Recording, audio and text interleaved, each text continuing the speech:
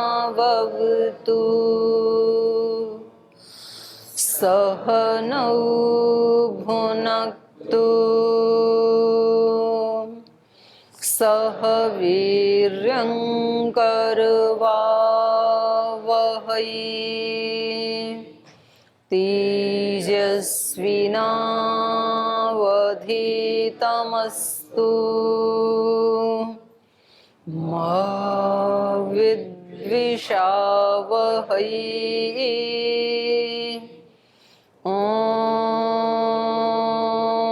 व्रतानां व्रतपते व्रतं चरिष्यामि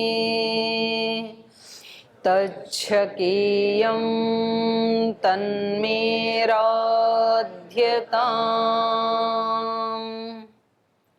इदमहमनृतात् सत्यमुपैमि। ॐ शान्ति शान्ति शान्तिः।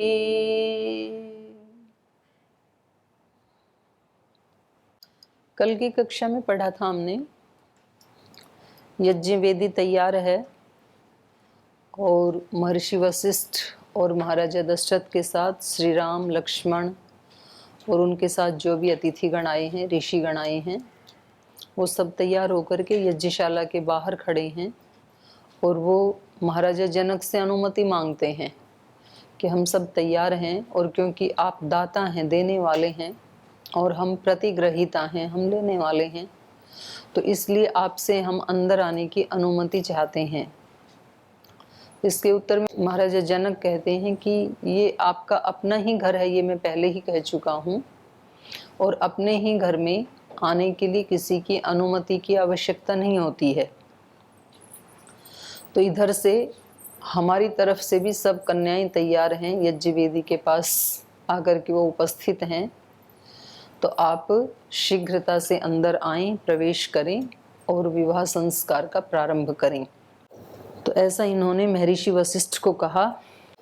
ततो राजा विदेहानां वशिष्ठम इदम अब्रवीत कारयस्व ऋषि सर्वान ऋषि भी। यहाँ न है, मैं की जगह न कर लीजिए, मिसप्रिंट हो रखा है।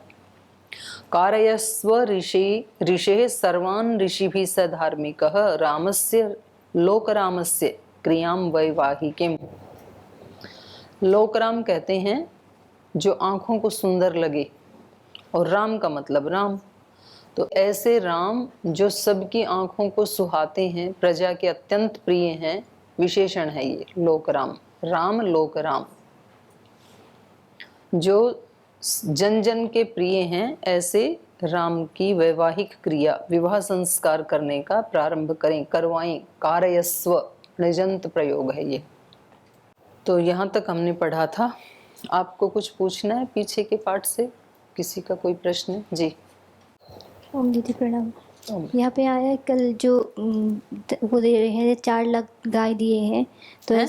4 लाख गाय दिए हैं। हाँ। तो उपनिषद में भी हमने देखा कि ऐसे पशुओं का बहुत दान करते थे, तो ऐसा लग रहा है कि उस समय मनुष्य से ज़्यादा पशु थे। तो ये तो नहीं पता मनुष्य की संख्या कितनी थी। वही पूछना था। हाँ, लग तो ऐसे ही रहा है, लाखों लाखों एक एक व्यक्ति दान कर रहा है, तो जनसंख्या का तो कहीं कोई वर्णन नहीं है। जनसंख्या भी होगी, इतने तो राक्षस असुर मारे, इतनी संख्या आती है ना। राम ने कितने असुरों को मारा। इतने पशु रखते कहाँ थे फिर? उसका खाना पीना, फिर रखना, उसका संभालना। फिर अरे ये धरती माता बड़ी रत्न गर्भा है, कितने भी आ जाएं इस पे भूखे नहीं मरेंगे। आज भी जो भूखे मर रहे हैं वो अन्न या घास आदि की कमी से नहीं मर रहे हैं, अव्यवस्था से मर रहे हैं। जो भूखे मर रहे हैं ना, अन्न की कमी नहीं है, व्यवस्था की कमी है। लोगों ने स्टोर करके वो अन्न सड़ रहा है गोदामों में, देते नहीं है। तो धरती के ऊपर जो पैदा हुआ है उसके खाने का प्रबंध भगवान ने पहले करके तभी उसको पैदा किया है। तो कितने भी पशु पैदा हो जाएं तो उनके लिए घास, जंगल, मैदान खूब होते थे। खाने के बाद भी पर्याप्त बच जाता है, खत्म नहीं होता है। ऐसा नहीं है कि भी आज भर पेट खा लिया तो कल क्या खाएंगे। तो आपको बड़ी चिंता हुई कितनी लाखों गायें थी तो खाएंगी क्या। अच्छी बात है। हाँ जी, और कोई प्रश्न है क्या? कोई प्रश्न आता नहीं आपके मन में? ये चिंतन ही नहीं करते? चलिए आगे चलते हैं। इसमें तो बहुत सारे प्रश्न थे कल तो लगता आप लोगों ने चिंतन मनन नहीं किया। श्रवण के बाद मनन करना चाहिए। चलते फिरते और विचार आते हैं ना, उसकी बजाय आप अपना जो पाठ पढ़ा है उसको चलते फिरते दोहराया करो दिमाग में। चाहे रामायण का पाठ है, योग दर्शन का है, वैशेषिक का है, न्याय दर्शन का है, वेदांत का है, जो भी आप पढ़ते हैं, तो आप और दूसरे काम करते हुए जिनमें आपको एकाग्रता की आवश्यकता नहीं है, जैसे खेलने में, व्यायाम करने में आपको पता है इसके बाद कौन सा आसन करना है, तो वो काम तो वैसे हो जाते हैं। तो उस समय और दूसरे विचार चलते हैं, उसकी बजाय ये सोचा करो कि कल क्या पढ़ाया था, कल रामायण में क्या पढ़ाया था, वेदांत में, दर्शन में, या योग दर्शन में, सांख्य में, ऐसे। तो चलिए आगे चलते हैं। तथेत्युक्त्वा तु जनकं वसिष्ठो भगवान् ऋषिः विश्वामित्रं पुरस्कृत्य शतानन्दं च धार्मिकं प्रपामध्ये तु विधिवत् वेदिं कृत्वा महातपः अलञ्चकार तां वेदिं गन्धपुष्पैः समन्ततः सुवर्णपालिकाभिश्च चित्रकुम्भैश्च साङ्कुरैः अंकुराढ्यैः शरावैश्च धूमपात्रैः सधूपकैः शंखपात्रैः सुरवैश्रग्भिः पात्रैः अर्ध्यादिपूजितैः लाजपूर्णैश्च पात्रेभिः रक्षतैरपि संस्कृतैः दर्भैः समैः समातीर्य विधिवन्मन्त्रपूर्वकम् अग्निमाधाय तं वेद्यां विधि मन्त्रपुरस्कृतम् जुहावाग्नौ महातेजा वसिष्ठो मुनिपुङ्गवः ततः सीतां समानीय सर्वाभरण समक्षमग्ने संस्थाप्य राघवाभिमुखे तदा अब्रवीज्जनको राजा कौसल्यानन्दवर्धनम् इयं सीता मम सुता सह धर्मचरी तव प्रतीच्छ चैनां भद्रं ते पाणिं गृह्णीष्व पाणिना पतिव्रता महाभागा छायेवानुगता सदा इत्युक्त्वा प्राक्षिपद्राजा मन्त्रपूतं जलं तदा साधु साध्वैति देवानां ऋषीणां वदतां तदा। तो जब राजा जनक ने ये कहा कि विवाह संस्कार को प्रारंभ किया जाए, तो तथा इति उक्त्वा तु जनकम, जनक को वशिष्ठ भगवान ऋषि वशिष्ठ ने ऐसे कहा। तथा इति, ठीक है ऐसा ही हो। तथा इति उक्त्वा तु जनकम, जनक को ऐसा कह करके कि ठीक है जैसा आप कह रहे हैं वैसा ही हो, अर्थात विवाह संस्कार प्रारंभ हो, ऐसा भगवान ऋषि वशिष्ठ ने इनको कहकर विश्वामित्रम पुरस्कृत्य, विश्वामित्र जी को आगे बुलाया। शतानंदम च धार्मिकम, और धार्मिक शतानंद जी को आगे बुला के प्रपा मध्ये तु विधिवत वेदिम कृत्वा महातपा।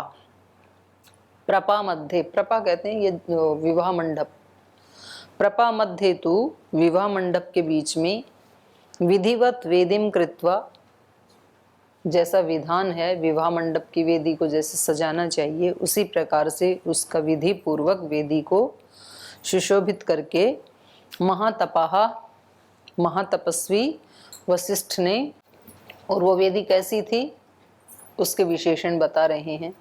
अलंचकार ताम वेदीम, उस वेदिका को अलंकृत किया गया।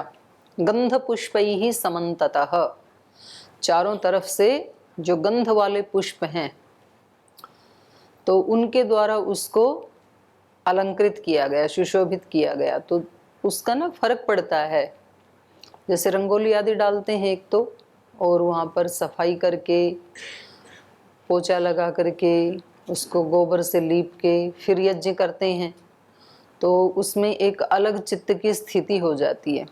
और ऐसे जाके कर लेते हैं तो उसमें कोई भाव नहीं आता है फिर। तो आप लोग लेपन करते हैं नहीं करते? रोजाना रोज नहीं करते, कभी साल 6 महीने में एक बार। और पोछा लगाते हैं कि नहीं यज्ञ से पहले? पोछा तो लगाते हैं। तो गाय के गोबर से जो दूध लेने जाते हैं, एक बाल्टी में गोबर भिगो के उसको उसमें एक कपड़ा डाल के उससे 5 मिनट लगती हैं केवल, तो रोज उसको लीपना चाहिए। उसमें ड्यूटी लग जाए रोजाना 1-2 ब्रह्मचारी की। और हो सके तो थोड़ी हल्दी भी उसमें डाल सकते हैं, उसके 2 लाभ हैं। चींटी नहीं आती है हल्दी डालने से, और थोड़ा सुंदर भी लगता है, और कीटनाशक भी है हल्दी। तो ये इसका मतलब साइंटिफिक रीजन है, ऐसे नहीं है। तो उसके बाहर की जो उसकी महत्ता है वो तो इस प्रकार है जो अभी मैंने बताया। और फिर दूसरा ये है कि जो शौच यम नियमों में बताया है, शुचिता, बाहर की भी शुचिता, अंदर की भी शुचिता, अंदर के भाव भी पवित्र हों, शुद्ध हों, और बाहर का स्थान भी शुचि हो, तो उसका प्रभाव पड़ता है।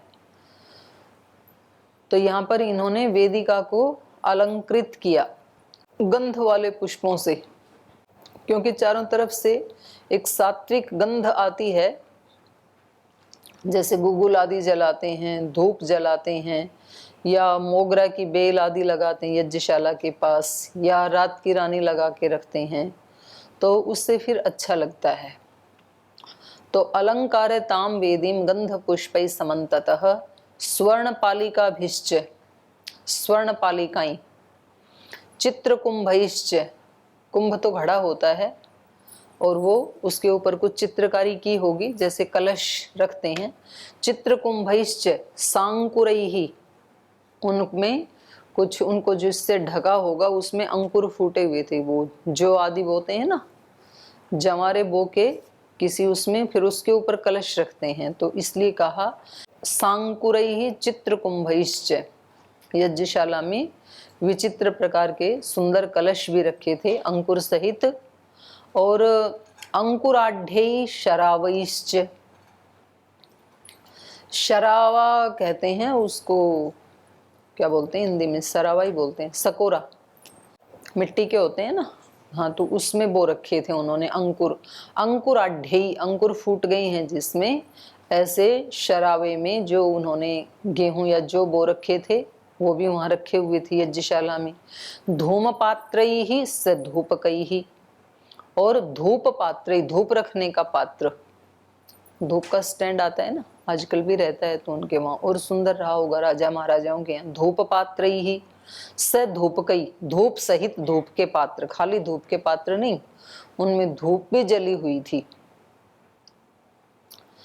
शंख पात्रैहि, जिसमें शंख रखा जाता है, तो शंख सहित वो पात्र भी वहां रखे थे। स्रुवैः स्रग्भिः, श्रुवा आदि जो हैं वो भी वहां रखे थे।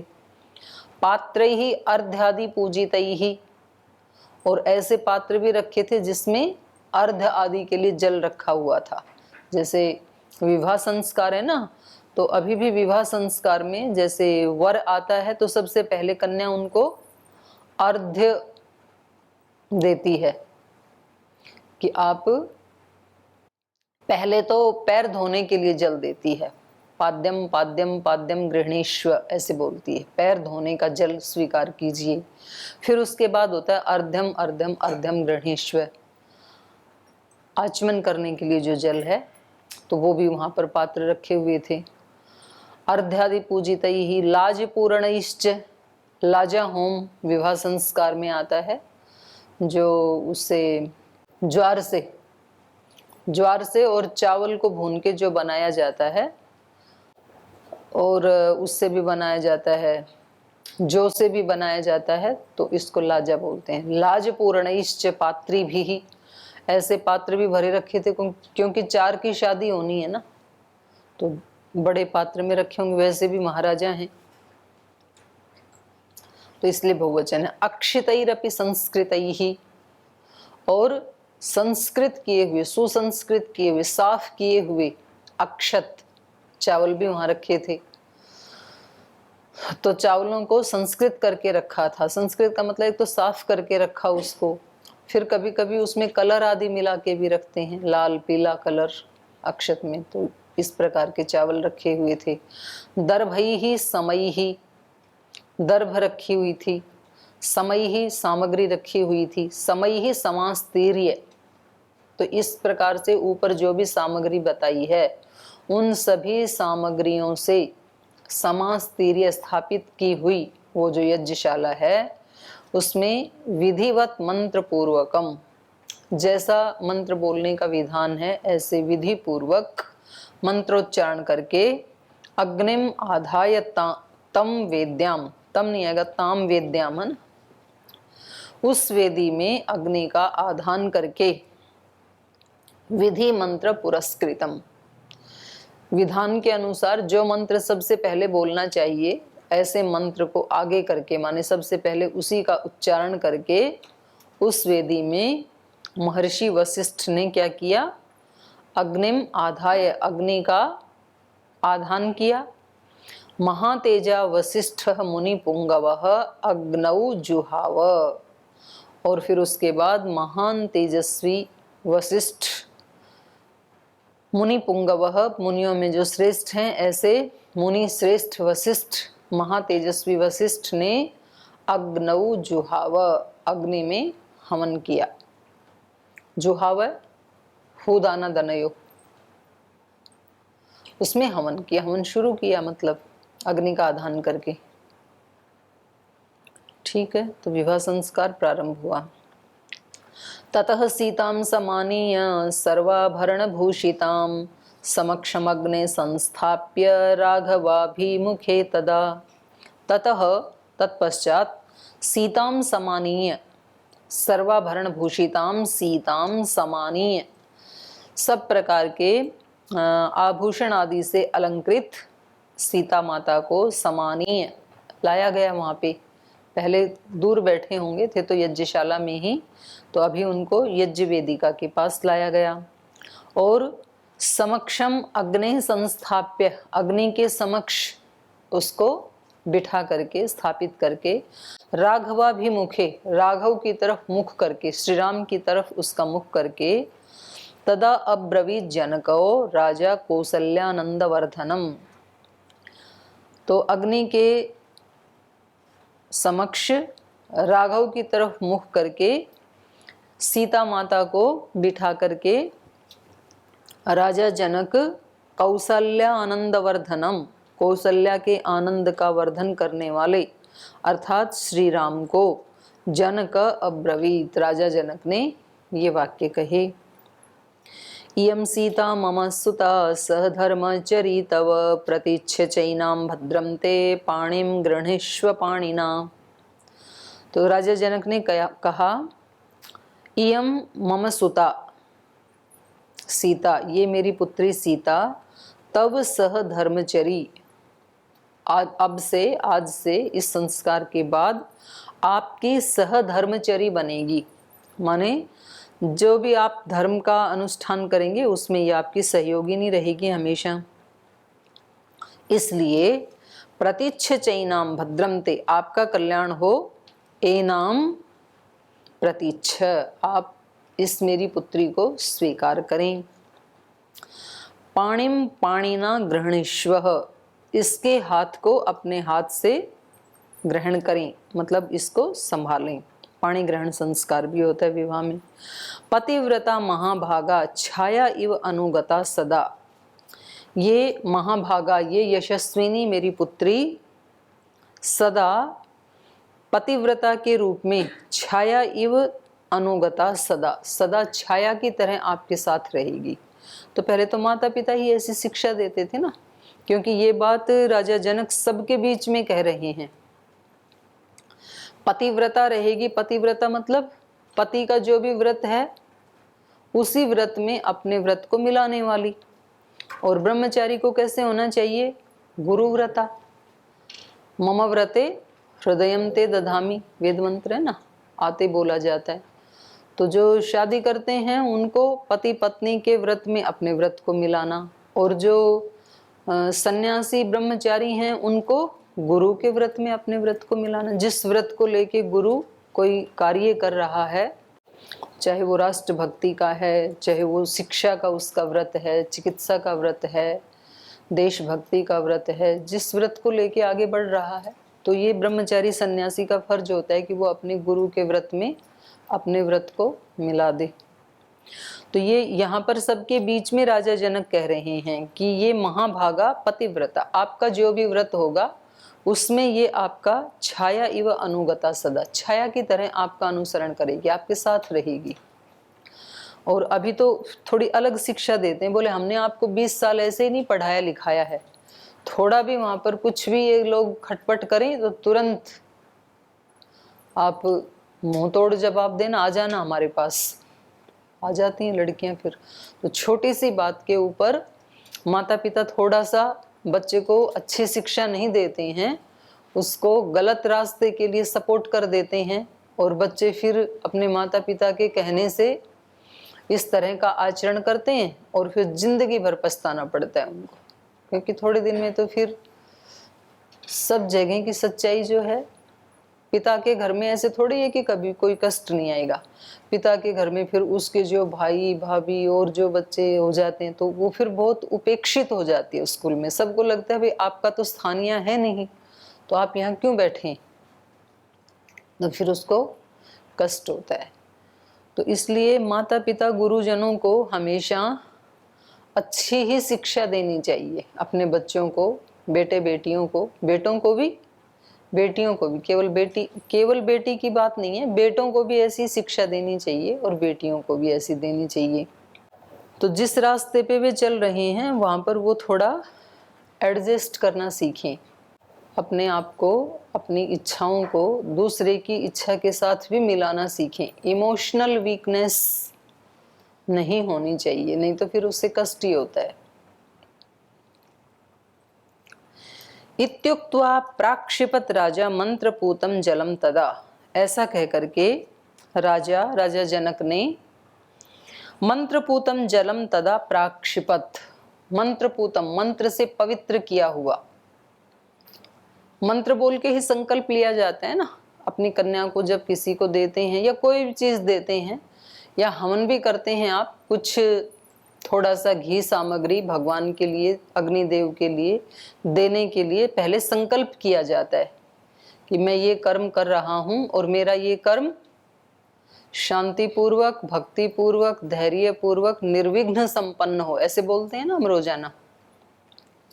तो ऐसे ही राजा जनक ने भी अपनी अंजुलि में जो जल लिया हुआ था, तो ये कह करके कि आज से ये मेरी पुत्री मैं आपको सौंपता हूँ और ये हमेशा पतिव्रता रहेगी, आपके हर धर्म में ये आपकी छाया की तरह अनुगामिनी रहेगी, ऐसा कहकर उस जल को श्री राम की अंजुलि में उन्होंने छोड़ दिया। अक्षिपत, प्राक्षिपत, उसमें डाल दिया उनकी अंजुलि में। इत्युक्त्वा राजा मंत्रपूतम जलम तदा प्राक्षिपत, फेंक दिया, डाल दिया। तो जैसे उन्होंने ये संकल्प किया, साधु साधु इति देवानाम ऋषिणाम वदताम तदा, तो जैसे ही उन्होंने ये संकल्प किया तो सब ऋषियों ने, सब देवों ने क्या कहा, साधु साधु इति, बहुत अच्छा बहुत अच्छा, मतलब बहुत सुंदर संबंध स्थापित हुआ है, ऐसे सब लोगों ने साधुवाद दिया। देवदुन्दुभिर्निर्घोष पुष्पवर्षो महान् अभूत्, एवं दत्त्वा सुतां सीतां मन्त्रोदक पुरस्कृताम्, अब्रवीज्जनको राजा हर्षेणाभिपरिप्लुतः, लक्ष्मणम् आगच्छ भद्रं ते उर्मिलामुद्यतां मया, प्रतीच्छ पाणिं गृह्णीष्व मा भूत्कालस्य पर्यय, तमेवमुक्त्वा जनको भरतं चाभ्यभाषत, गृहाण पाणिं माण्डव्याः पाणिना रघुनन्दन, शत्रुघ्नं चापि धर्मात्मा अब्रवीन्मिथिलेश्वरः, श्रुतकीर्तेर्महाबाहो पाणिं गृह्णीष्व पाणिना, सर्वे भवन्तः सौम्याश्च सर्वे सुचरितव्रताः, पत्नीभिः सन्तु काकुत्स्था मा भूत्कालस्य पर्ययः, जनकस्य वच श्रुत्वा चत्वारस्ते चतस्रीणां वसिष्ठस्य मते स्थिताः, अग्निं प्रदक्षिणं कृत्वा वेदिं राजानमेव च। तो जब उन्होंने वो मंत्रपूत जल, मंत्र से पवित्र किया हुआ जल, संकल्प का जल श्री राम की अंजुलि में छोड़ दिया, तो सब ऋषियों ने, देवों ने साधुवाद दिया, और देवदुन्दुभि निर्घोषः, देवों ने दुन्दुभि बजाई, उसका निर्घोष है, घोष किया, आज भी बजती है ना शहनाई आदि। देवदुन्दुभि निर्घोषः पुष्प वर्षो महान अभूत, और महान पुष्पों की वर्षा हुई, फूल बरसाई गई। एवं सुताम सीताम दत्त्वा मंत्रोदक पुरस्कृताम, तो इस प्रकार से मंत्रोदक पुरस्कृताम सीताम सुताम दत्त्वा, मंत्र और संकल्प के जल के साथ, मंत्रोदक पुरस्कृताम माने मंत्र, संकल्प मंत्र बोलते हुए जो जल लिया था, उस जल को श्री राम की अंजुलि में छोड़ते हुए सीताम सुताम दत्त्वा, अपनी बड़ी पुत्री सीता को श्री राम को दे करके, जनक अब्रवीत, जनक राजा अब्रवीत, हर्षेण अभि परिप्लुतः, राजा जनक ने हर्ष से परिप्लुत होकर के, अत्यंत हर्षित होकर के, हर्ष से भर करके राजा जनक अब्रवीत, राजा जनक बोले, इस प्रकार कहा उन्होंने, लक्ष्मण आगच्छ भद्रम ते, एक की शादी तो हो गई, तो बोले आप तो लाइन में लगो इधर, और अब लक्ष्मण आगच्छ, लक्ष्मण जी आप आ जाओ, अब आपकी बारी है। लक्ष्मण आगच्छ भद्रम ते उर्मिलाम उद्यताम मया प्रतीच्छ, उद्यताम उर्मिलाम, जो वृद्धि को प्राप्त है, उद्यताम मतलब उदय होती हुई, अर्थात नव यौवन को प्राप्त करती हुई, आयु को आगे प्राप्त करती हुई, ऐसी उर्मिला को, भद्रमते आपका कल्याण हो, प्रतीच्छ मेरी छोटी पुत्री उर्मिला को आप स्वीकार करें, पाणिम गृह्णीष्व आप उसका पाणी ग्रहण करें, माँ भूत कालस्य पर्ययः, इसमें काल का उल्लंघन ना हो, जो भी मुहूर्त है, जो समय है, उसी समय में आप उसका पाणी ग्रहण करें, विलंब ना हो काल का। तमेव मुक्त्वा जनक भर्तं च अभ्यभाषत, गृहाण पाणिं मांडव्याः पाणिना रघुनंदन, तो क्योंकि पहले तो इन दोनों का ही विवाह तय हुआ था, तो इसलिए विवाह करते समय भी क्रम वो ही रखा। आयु के हिसाब से तो पहले भरत का होना चाहिए था, श्री राम के बाद भरत हैं दूसरे नंबर पे, लेकिन ऐसे नहीं किया, बल्कि पहले राजा जनक ने अपनी दोनों पुत्रियों का विवाह संपन्न किया, क्योंकि पहले उन्हीं का संबंध तय हुआ था। तो इस प्रकार से राम और लक्ष्मण दोनों का विवाह संपन्न होने के बाद तम एवं उक्त्वा जनक भरतम, तम भरतम एवं उक्त्वा अभ्यभाषत, इसके बाद उस भरत को इस प्रकार से कह करके राजा जनक ने क्या कहा, गृहाण पाणि मांडव्याः पाणिना रघुनंदन, हे रघुकुल में पैदा होने वाले रघुनंदन, मेरी पुत्री मांडवी, मतलब मेरे भाई की पुत्री, कुशध्वज की पुत्री है ना ये, तो मांडवी का पाणी ग्रहण संस्कार करें, मांडवी को स्वीकार करें।